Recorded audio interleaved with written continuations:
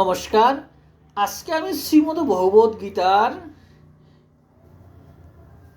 21 ও 22তম অনুবাদ পাঠ করব।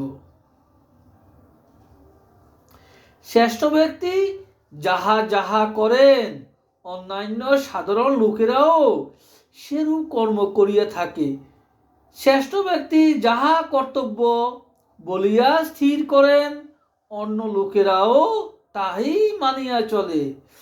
হে অর্জুন, আমার করিবার কি নাই, কারণ আমি পাই নাই বা পাইতে পারি না।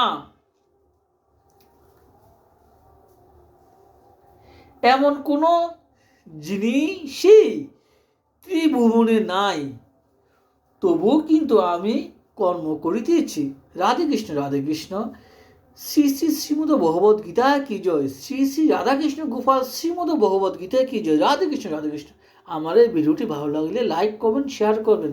রাধে কৃষ্ণ রাধে কৃষ্ণ রাধে কৃষ্ণ।